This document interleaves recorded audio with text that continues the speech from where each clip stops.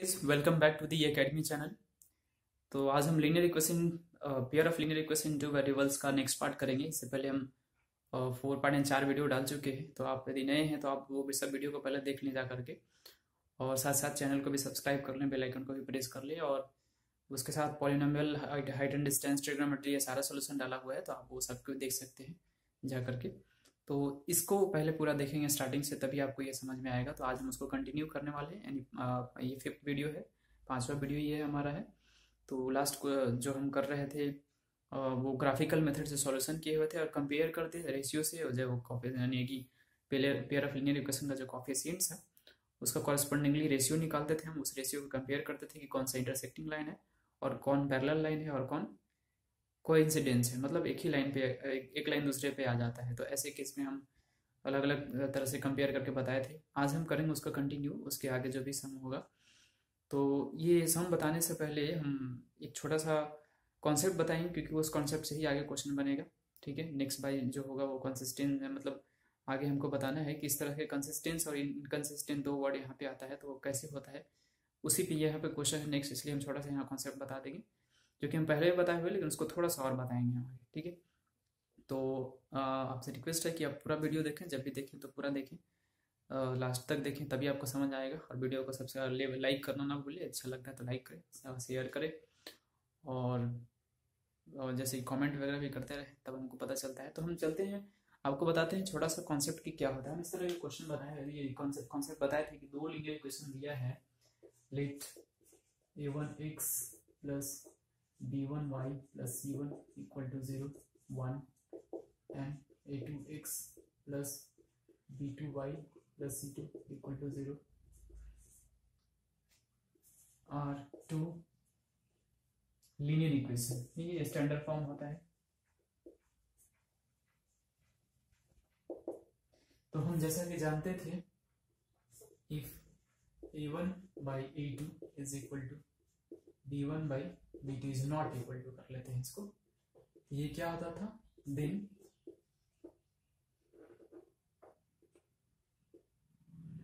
the line are intersecting। ऐसे case में क्या होता है, इंटरसेक्टिंग होता है। ये चीज तो हम पहले ही बता चुके थे कि इंटरसेक्टिंग होता है, लेकिन उसके अलावा क्या होता है, हैज अ यूनिक सॉल्यूशन। यहाँ पे क्या होता है, यूनिक सॉल्यूशन होता है, यानी एक सॉल्यूशन होता है, हैज अ यूनिक सॉल्यूशन। और इसको और क्या बोलते हैं, जब यूनिक सॉल्यूशन होता है तो this is called what, consistent. इसको हम बोलते हैं कंसिस्टेंट, यानी कि जब भी कोई linear pair of linear equation का सॉल्यूशन निकलता है तो वो, यानी सॉल्यूशन होता है, निकलता है, वो चीज होता है, तो उसको हम लोग कंसिस्टेंट कहते हैं। ठीक है, तो ये कंसिस्टेंट कहलाएगा। उसके बाद नेक्स्ट जो हम कंडीशन बताए थे, if a1 by a2 is equal to b1 by b2 is equal to c1 by c2, then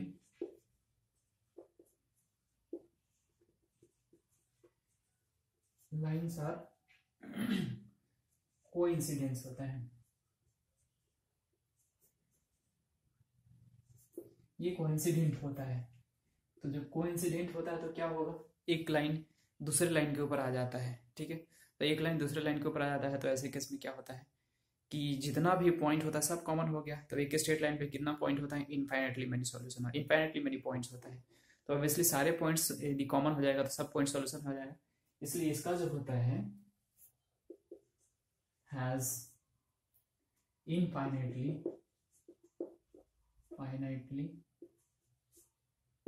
many solution. ठीक है, ये इनफाइनेटली मेनी सॉल्यूशन होता है। उसके बाद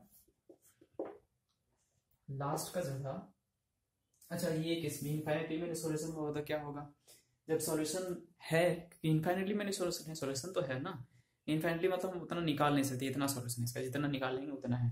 तो इस ये क्या होगा, ये भी कंसिस्टेंट होता है हमारा। ठीक है, ये कंसिस्टेंट होगा। तो ध्यान रखिएगा कंसिस्टेंट कहाँ पे होता है और इनकंसिस्टेंट कहाँ पे होता है, यही यहाँ पे हम कॉन्सेप्ट बताने वाले हैं, क्योंकि ये सब हमने पहले ही बता चुका था। यहाँ पे सिर्फ कंसिस्टेंट और इनकंसिस्टेंट के बारे में बात कर रहे हैं। लास्ट जो कंडीशन होता है हमारा ये होता है A1/A2 is equal to B1/B2 is not equal to C1/C2। तो ये जो होता है देन लाइन्स आर पैरेलल। ये क्या होता है, पैरेलल होगा। जब पैरेलल होगा तो क्या होगा, हैज नो सॉल्यूशन। ऑब्वियसली ऐसे केस में कोई पैरेलल लाइन क्या होता है, कोई कहीं इंटरसेक्ट नहीं करता है तो कोई कॉमन पॉइंट नहीं होगा, और जब तक इंटरसेक्ट दो लाइन इंटरसेक्ट नहीं करता है उसका हम सॉल्यूशन नहीं फाइंड आउट कर सकते, उसका सॉल्यूशन नहीं होता है। तो ये पैरेलल लाइन कभी इंटरसेक्ट नहीं करता है, इसलिए इसके पास नो सॉल्यूशन होता है, इसका कोई सॉल्यूशन नहीं होता है। तो जब ये नो सॉल्यूशन होता है तो हमारा क्या होता है, इनकंसिस्टेंट, इसलिए इसको हम बोलेंगे इनकंसिस्टेंट। ठीक है, तो यही हमारा कॉन्सेप्ट बताना था कि कंसिस्टेंट किसको बोलते हैं और इनकंसिस्टेंट बोलते हैं किसको। तो इनकंसिस्टेंट सिर्फ दो एक ही केस में बोलते हैं, कब, जब पैरेलल लाइन हो जाता है, यानी कि रेशियो सबका A1/A2 equal to B1/B2 is not equal to C1/C2 आता है। तो ऐसे केस में पैरेलल लाइन होता है और पैरेलल लाइन के पास कोई सॉल्यूशन नहीं होता है, और नहीं सॉल्यूशन होता है इसलिए वो इनकंसिस्टेंट कहलाता है। और इसका जो दो कंडीशन है हमारा कंसिस्टेंट कहलाता है, क्योंकि एक केस में यूनिक सॉल्यूशन आएगा, इंटरसेक्टिंग लाइन मतलब एक लाइन पे एक पॉइंट पे इंटरसेक्ट करता है तो एक सॉल्यूशन निकलेगा, तो वो कंसिस्टेंट होगा। कोइंसिडेंस करेगा तो कोइंसाइडेंट लाइन भी एक दूसरे ऊपर रहता है, तो बहुत सारे इनफाइनेटली मेनी पॉइंट कॉमन है, यानी उसका सॉल्यूशन जो होता है इनफाइनेटली मेनी होता है, तो वो भी क्या होता है, कंसिस्टेंट होता है। ठीक है, तो मेनली हमको यही बताना था यहाँ पे, और इस पे हम आगे क्वेश्चन करते हैं। चलिए देखते हैं क्वेश्चन किस तरह। अब देखिए कि उस कॉन्सेप्ट पे इस तरह का क्वेश्चन दिया है, क्या दिया हुआ हमारा, जल्दी से आप रीड आउट कर सकते हैं, चाहे रीड आउट कर रहे हैं। मतलब दिया on the comparing the ratios A1/A2 B1/B2 and C1/C2, find out whether the lines representing the following pair of linear equations are consistent or inconsistent। यहाँ पे बहुत सारा इक्वेशन दिया है, यहाँ पे एक linear pair of linear equation को हम लिया हुआ है, और भी हम लेंगे क्वेश्चन। तो यहाँ पे क्या करना है, इस रेशियोज को कंपेयर करके हमको बताना है कि ये लाइन कंसिस्टेंट है या फिर इनकंसिस्टेंट है। सिर्फ यहाँ पे बताना है क्या, कि कंसिस्टेंट है या फिर इनकंसिस्टेंट है। कैसे हम बताएंगे, अभी हम जस्ट जबकि कॉन्सेप्ट बताए यहाँ पे कंपेयर करेंगे रेशियो को, और सिंपल से यहाँ पे हम पता कर लेंगे। तो यहाँ पे देख सकते हैं कि कैसा होगा पता, बहुत आसान है। A1 कितना हमारा दिया हुआ 3 है, B1 कितना हो जाएगा 2 है, C1 जो हमारा होगा 5 इधर आएगा तो -5 हो जाएगा, पॉजिटिव ले सकते हैं, ऐसा कोई दिक्कत, दोनों इधर इसलिए कोई प्रॉब्लम नहीं। A2 का वैल्यू कितना हो जाएगा 2, B2 हमारा कितना है -3, और C2 कितना है -7। अब इस सबका रेशियो निकालेंगे तो A1/A2 यदि हम निकालते हैं तो हमारा क्या निकल के आएगा 3/2। B1/B2 निकालते हैं तो हमारा क्या निकल के आएगा 2/3 विद नेगेटिव साइन। तो आप देख सकते हैं कि यहीं से हमारा क्या आ गया कि A1/A2 जो था वो नॉट इक्वल टू B1/B2 हो गया। तो ये क्या होता है, इंटरसेक्टिंग लाइन होता है, पता है आपको कि इंटरसेक्टिंग हम बता चुके हैं, इंटरसेक्टिंग लाइन है ये। तो ये क्या होगा, हैज यूनिक सॉल्यूशन, इसके पास कितना होगा, यूनिक सॉल्यूशन यानी सॉल्यूशन होगा। तो जब यूनिक सॉल्यूशन यानी सॉल्यूशन होगा तो क्या होता है, ये कंसिस्टेंट होता है। बस हमको यही बताना था कि ये कंसिस्टेंट है। नेक्स्ट का क्वेश्चन हम और भी कर लेते हैं, क्योंकि इसी तरह का क्वेश्चन होगा, आप इसको पहले ध्यान से देख लिए, वीडियो को रिवर्स करके देख लेंगे, समझ नहीं आएगा तो बहुत ही आसान है। सबका हम लिए रेशियो निकाले, दो का एक फर्स्ट चीज ये सेम निकल गया कि दोनों इक्वल नहीं है, तो ये क्या होगा, इंटरसेक्टिंग लाइन होता है। इंटरसेक्टिंग लाइन होता है तो एक इसका यूनिक सॉल्यूशन होता है, नहीं एक सॉल्यूशन होता है, तो ऐसे केस में क्या होगा, ये कंसिस्टेंट होगा। ठीक है, हम नेक्स्ट क्वेश्चन की तरफ चलते हैं। इसी तरह के या आप कुछ क्वेश्चन बता देते हैं, कुछ आप खुद से बना लेंगे, बहुत ही आसान है, इसी तरह के बनेगा। तो चलिए देखते हैं। तो इतना क्वेश्चन दिया हुआ है, इसमें आप देख रहे हैं कि फर्स्ट के बाद हम थर्ड ले लिए हैं, सेकंड वाला स्किप कर दिए हैं, क्योंकि सेकंड वाला जस्ट एग्जैक्टली सेम है, इसी की तरह है, एकदम आसान क्वेश्चन है, इसलिए हम इतना ही क्वेश्चन कर पा रहे हैं, क्योंकि इसमें जितना आप आएगा उतना, क्योंकि बाकी जो क्वेश्चन है बहुत आसान है। तो यहाँ पे सिर्फ इसको रेशियो लिखना है, यानी सेकंड वाला एग्जैक्ट सेम इसी की तरह बनेगा। थर्ड लिए हैं, फोर्थ लिए हैं, फिफ्थ लिए हैं। तो चलिए देखते हैं थर्ड किस तरह से होगा। यहाँ पे थर्ड क्या दिया हुआ है हमारा, A1 का वैल्यू कितना है 3/2 है, B1 कितना है 5/3 है, और C1 -7 है। फिर यदि बात करें A2 का, तो A2 है 9, B2 है -10 और C2 है -14। ठीक है, क्या पता करना हमको, A1/A2 निकालना है। तो A1 का वैल्यू कितना है हमारे पास 3/2 है, 3/2 बाई कितना होगा 9, तो 9 यहाँ पे आ जाएगा, तो ये कटेगा, कितना होगा 3 3 9, यानी कि हमारा फाइनल जो आया वो 1/6 आ गया। उसके बाद b1/b2 निकालेंगे, तो b1 का वैल्यू जो हमारा है वो कितना 5/3 है, और b2 का वैल्यू कितना है हमारा -10 है, तो यहाँ पे -10 रख लेंगे। ठीक है, तो ये जब -10 है तो अब इसलिए यहाँ पे देख सकते हैं कि ये कट रहा है 5 2 10, लेकिन यहाँ पे क्या आ रहा है 1/-6, तो ये पॉजिटिव था, यहाँ नेगेटिव आ गया, तो ये क्या हो गया हमारा, यहीं पे दिख गया कि a1/a2 is not equal to b1/b2। तो फर्स्ट वाला किस आ गया, यानी हमारा क्या है, इंटरसेक्टिंग लाइन है, ये इंटरसेक्टिंग लाइन है, यहाँ पे लिखेंगे इंटरसेक्टिंग लाइन। तो यहाँ पे क्या होगा, हैज यूनिक सॉल्यूशन, इसका यूनिक सॉल्यूशन होगा, इसलिए क्या हो गया, ये कंसिस्टेंट हो जाएगा। ठीक है, उसके बाद बात करें यदि हम इसका, तो यहाँ पे हमारा कितना है, थर्ड का फोर्थ का, a1 का वैल्यू 5 है, b1 का वैल्यू कितना है -3 है, और c1 का वैल्यू कितना है -11 है। ठीक है, उसके बाद कितना है, a2 का वैल्यू -10 है, एंड b2 का वैल्यू 6 है, एंड c2 का वैल्यू कितना है, ये इधर आके +22 हो जाएगा, क्योंकि इधर माइनस इधर प्लस होगा, इधर माइनस, जैसे कि इधर 11 इधर माइनस में था तो प्लस में था, इधर माइनस हुआ था, -11 लिए, और ये माइनस में था तो प्लस होगा, तो c2 का वैल्यू 22 प्लस में होगा। तो उसके बाद क्या करेंगे, हम यहाँ पे निकालेंगे a1/a2 का रेशियो, तो a1/a2 यानी 5/a2 कितना है -10, तो ये कटेगा तो हमारा कितना आएगा -1/2। फिर b1/b2 निकालेंगे हम, तो b1/b2 हम निकालेंगे तो हमारा b1 का वैल्यू कितना है -3 है, और b2 6 है, तो ये कटेगा, यानी फिर से हमारा -1/2, यानी दोनों इक्वल हो गए।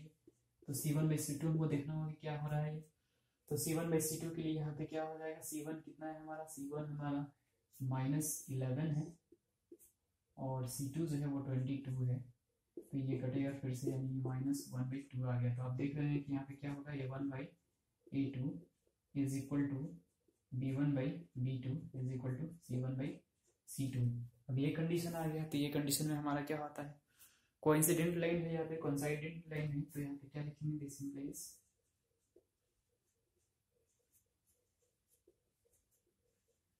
ये लाइन हो गया, तो यहाँ पे क्या होगा, इनफाइनाइटली मैनी सॉल्यूशन होता है इसका।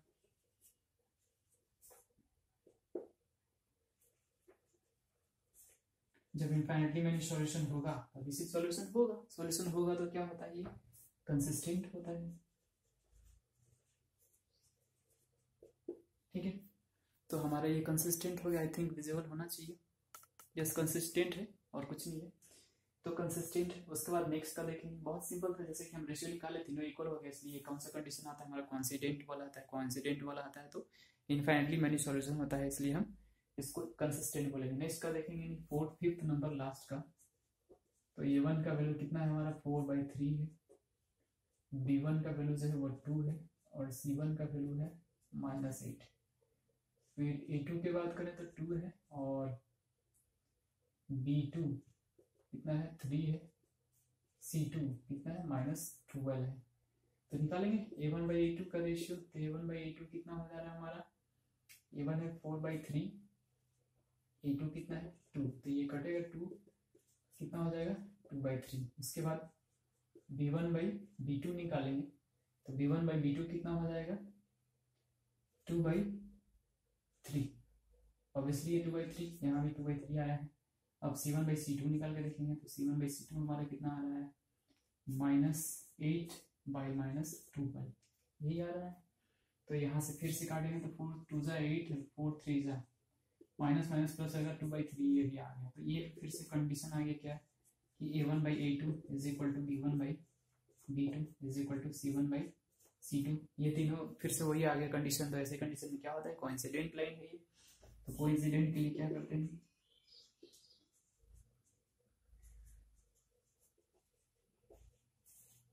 तो इसका इनफाइनाइटली मैनी सॉल्यूशन होता है।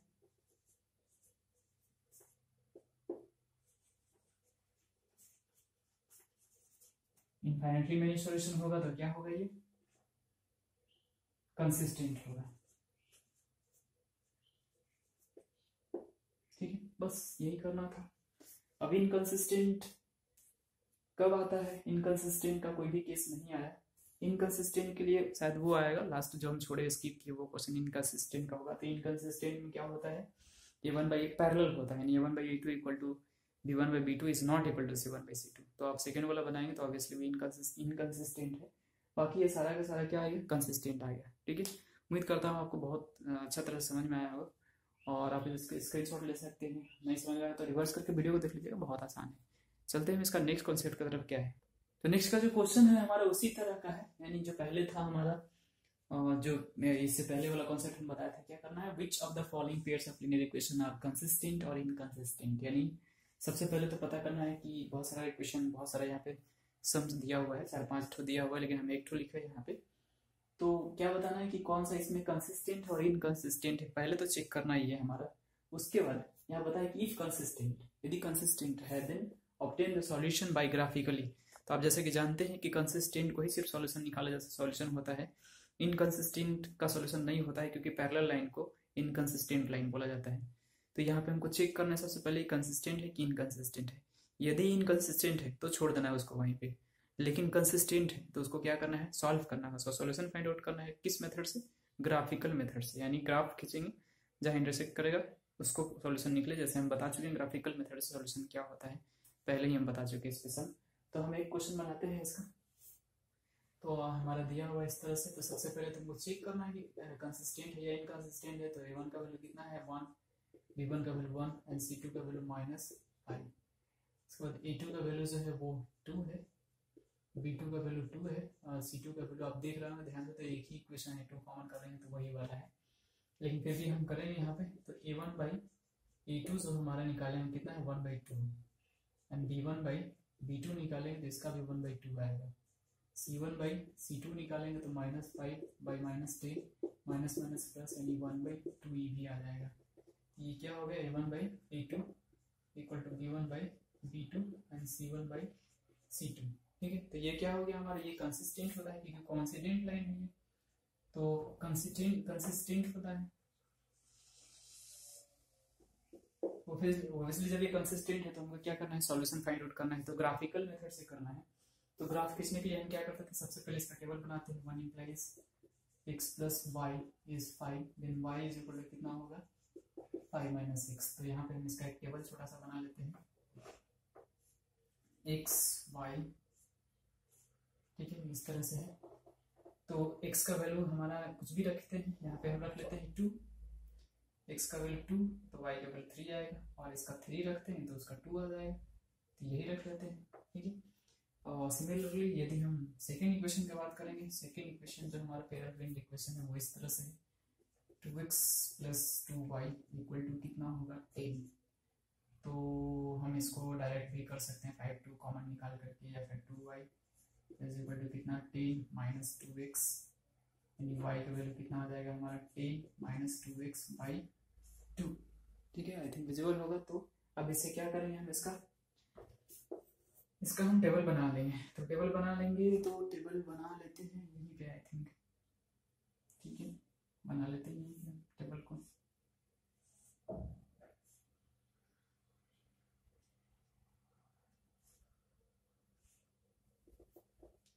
ये हमारा x है और y है, नहीं विजिबल है ना, ये दिख रहा है, आगे चलते हैं।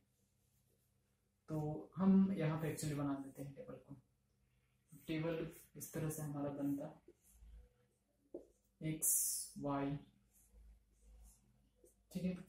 तो x का वैल्यू यहाँ पे कुछ रख लेते हैं, तो कितना होगा x का वैल्यू यदि हम 2 रखते हैं तो 2 2 4 10 माइनस 4 6 बचेगा, 6/2 कितना होता है, यानी x का वैल्यू 2 रखेंगे तो इसका 3 आएगा, और फिर इसका यदि 3 रखते हैं 3 2 6 में से 10 में से 6 जाएगा तो 4 4/2 इज 2 हियर, यानी 3 2, यानी सेम ही पॉइंट आ रहा है ना आपका, देख रहे हैं कि ग्राफ खींच दीजिए, बहुत सिंपल है।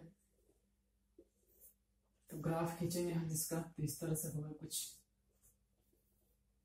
1 2 3 4 5 6 1 2 3 4 5 6 7 1 माइनस में -2। इस तरह से नेगेटिव आप ले सकते हैं, इधर भी नेगेटिव, लेकिन नेगेटिव की हमको जरूरत नहीं। आप देख रहे हैं कि यहाँ पे नेगेटिव में कोई वैल्यू लिए नहीं है, इसलिए हम नेगेटिव नहीं लेंगे यहाँ पे, क्यों हम टाइम वेस्ट करेंगे, इसलिए आगे चलते हैं। तो फर्स्ट कर लेंगे हम, x का वैल्यू 2 है, y का वैल्यू 3 है, x का वैल्यू 2 है, y का वैल्यू 3, यानी आई थिंक यहाँ पे आना चाहिए, इसको यहाँ पे होगा। और सेकंड का x का वैल्यू 3, यानी नेक्स्ट पॉइंट जो है x का वैल्यू 3 और y का वैल्यू 2, यानी ये point that should be here, यहाँ होना चाहिए। उसी तरह से यदि हम इसका निकालेंगे तो सेम ही पॉइंट है, आप देखेंगे 2 3 2 3 सेम ही पॉइंट है। तो स्ट्रेट लाइन जो हम खींचेंगे, दोनों स्ट्रेट लाइन दोनों का जो आएगा यही आएगा, ठीक है।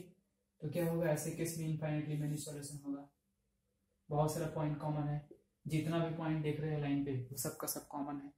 तो यहाँ पे क्या लिखेंगे, which shows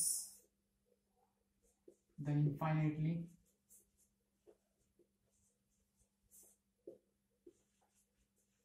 many solutions। तो इसका बहुत सारे सॉल्यूशन हो गया, क्योंकि इसी लाइन पे दोनों है, अब दोनों है तो ऑब्वियसली उसमें बहुत सारा पॉइंट कॉमन है, तो बहुत सारा सॉल्यूशन होगा। तो ये था हमारा क्वेश्चन, और उसके इसके ऊपर बहुत सारा क्वेश्चन दिया है, तकरीबन क्वेश्चन है इसमें 4 5 5 3 क्वेश्चन और है, यानी 4 क्वेश्चन, टोटल 4 क्वेश्चन दिया है, 3 क्वेश्चन और लेफ्ट है। यहाँ पे 1 क्वेश्चन हम सॉल्व कर दिए, आई थिंक आप लोग सॉल्व कर लीजिएगा, बहुत ही आसान है, क्योंकि ग्राफिकल मेथड से सॉल्यूशन हम बता चुके हैं, कंपेयर करना भी बता चुके हैं, तो दोनों को कंबाइन कर देंगे तो वही तो है यहाँ पे सम, यानी कंसिस्टेंट और इनकंसिस्टेंटी चेक करना है, कंसिस्टेंट है या फिर इनकंसिस्टेंट है, और यदि कंसिस्टेंट है तो उसको सॉल्व करना है किस मेथड से, ग्राफिकल मेथड से। उम्मीद करता हूँ कि आप ये क्वेश्चन को बहुत आसानी से कर लेंगे। तो ये क्वेश्चन हम यहीं पे स्टॉप करते हैं, ये वीडियो को भी हम यहीं पे स्टॉप करते हैं, क्योंकि काफ़ी टाइम हो चुका है, तो वीडियो ज़्यादा लंबा हम नहीं कर सकते हैं। और उसके बाद जो हम करेंगे नेक्स्ट टाइप का कॉन्सेप्ट करेंगे, नेक्स्ट सम करेंगे, क्योंकि देखते हैं कि 1-2 और क्वेश्चन उसका हो सकता है कोई प्रॉब्लम होगा, कोई थोड़ा डिफिकल्ट होगा, या फिर हो सकता है डिफरेंट होगा, तो कर लेंगे, लेकिन मेरे ख्याल से कुछ नहीं है, वैसे ही है। उसके अलावा यदि आप सॉल्व कर रहे हैं तो आपको डाउट लग रहा है कि नहीं ये भी क्वेश्चन बता दीजिए, तो हम कर देंगे, जो स्किप कर रहे हैं उसको भी कर देंगे, क्योंकि सिर्फ टाइम टेकन यहाँ पे होगा और कुछ नहीं। क्योंकि जब एक ही टाइम का क्वेश्चन है तो यहाँ पे 2 हम कॉन्सेप्ट बता चुके हैं, कंसिस्टेंट किस तरह से पता करते हैं और इनकंसिस्टेंट किस तरह से पता करते हैं, तो हम ये दोनों बता चुके हैं, मतलब कंसिस्टेंट और इनकंसिस्टेंट और ग्राफिकल मेथड से सॉल्यूशन ये बता चुके हैं, इसी का कॉम्बिनेशन ये क्वेश्चन में है, ठीक है। तो उम्मीद करता हूँ आप समझ गए बहुत अच्छी तरह से, और ये वीडियो हम यहीं पे लास्ट करते हैं। और आप वीडियो को अच्छा लगा होगा तो लाइक कीजिएगा, शेयर कीजिएगा दोस्तों वगैरह में, ठीक है। तो मिलते हैं नेक्स्ट वीडियो में जल्द ही, तब तक के लिए बाय बाय, थैंक यू, जय हिंद, जय भारत।